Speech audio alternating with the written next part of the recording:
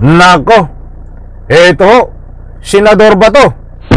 Aaristuhin na ba ng ICC Interpol sapagkat nakahanda na ho ang eroplano diyan sa Villamor upang pagsakyan ng aaristuhin papunta diyan ho sa The Hague, Netherlands upang ikulong.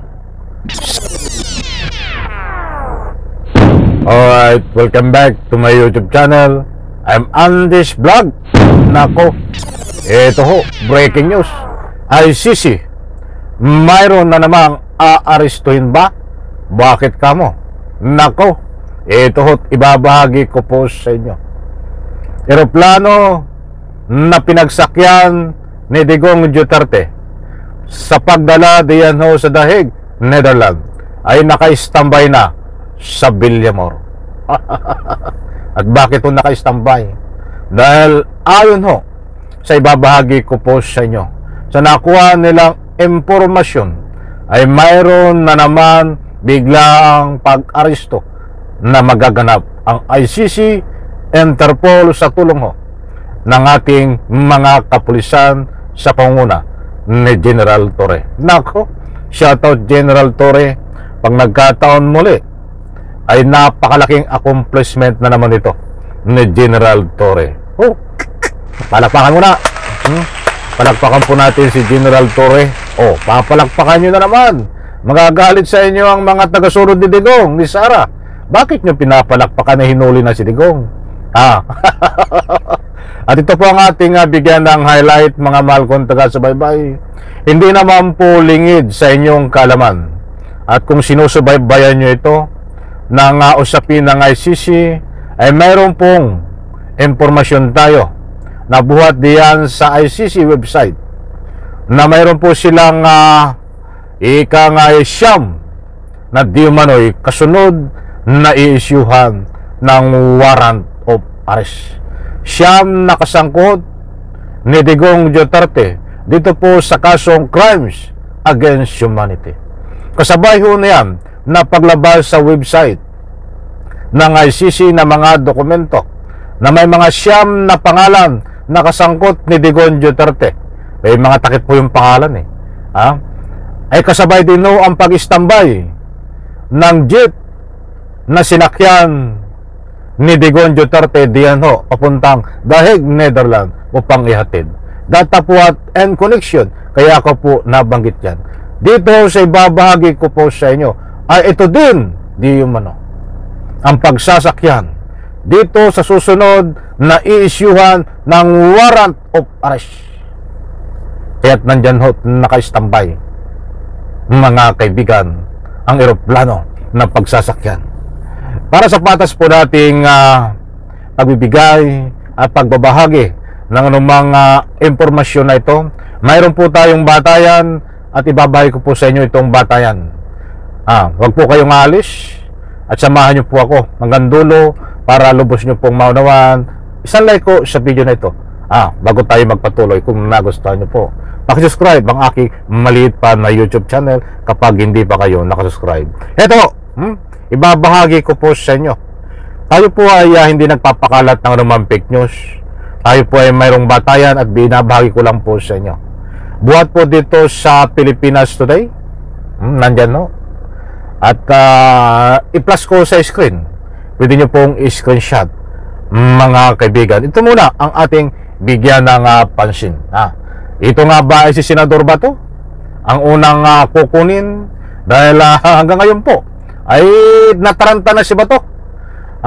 Magtatago na nga tayo sumuko. O sige, babasahin muna natin to at bibigyan po natin ng linaw.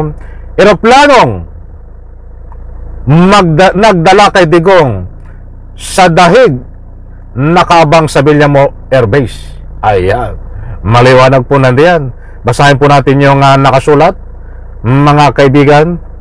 Nakasulat, kasalukuyang nakabang sa Villamor Air Base sa Pasay City ang Gulfstream G550 luxury jet na nagdala kay dating Pangulong Rodrigo Duterte sa The Hague, Netherlands, ayon sa mapagkakatiwalaang source.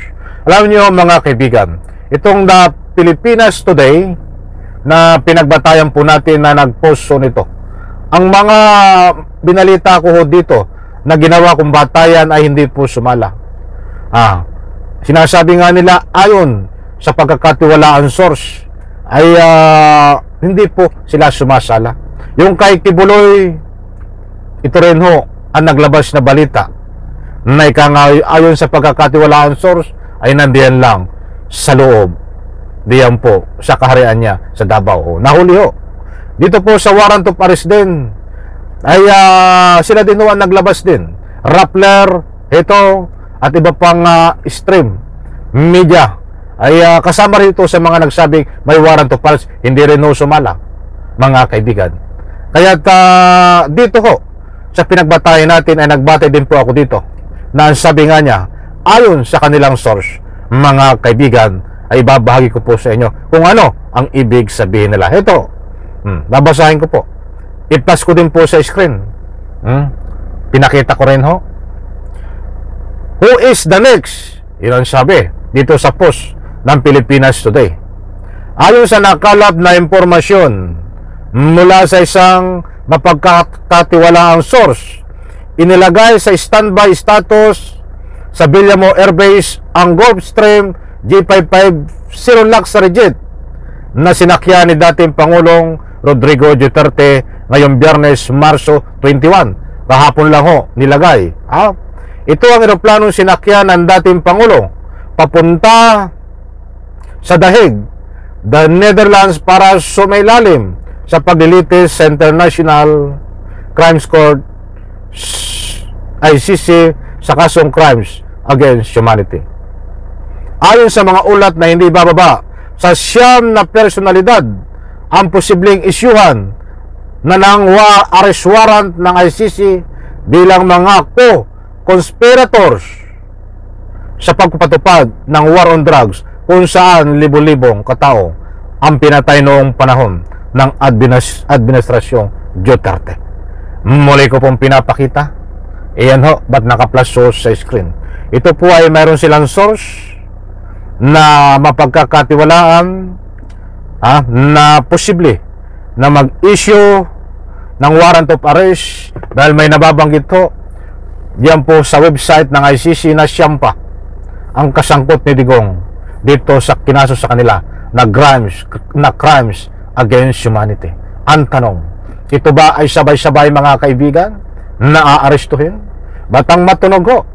Siyempre, ito ang pangalawang arkitekto na kinakausap ni Bato kung paano gawin ang sinasabing crimes against humanity. Ay matunog ho itong pangalan ni Bongo, pangalan ni Sara Duterte, pangalan ni Bato. Alam ko ho, ay mamimili kayo diyan. Sige, any reaction? Sino po ang alam nyo na susunod na arestuhin din ng ICC ho? Bato, Bongo, Sara Duterte at iba pang mga kasangkot? Kung mayroon po kayong mga impormasyon na nga po ibabahagi sa amin, diyan po sa comment section, inaanyayahan ko po kayong magbigay ng anumang public opinion. Mga kaibigan, ngayon ho ay nagtatago si Bato.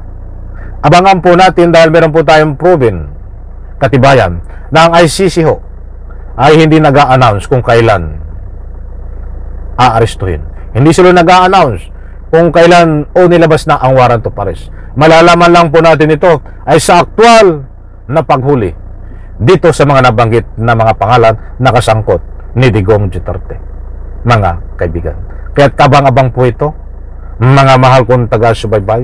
Ang maliwanag po dito, ito, natuklasan. Bigla ang pag-aresto muli sa mga kasangkot dito ho ni Digong sa crimes against humanity na kinaso. Ay nakahanda na po ang eroplano na pagsasakyan diyan ho sa Villamo Air Base upang ihatid diyan sa The Hague, Netherlands. Sino-sino itong mga aarestuhin? Tama ba? Si Bato? Abangan po natin kung talagang si Bato ang susunod at iba pang mga kasangkot. Isang like po sa video na ito kung nagustuhan nyo po. Any reaction diyan po sa comment section, inaanyayahan ko po kayong magbigay ng anumang public opinion. Bye-bye. Palakpakan.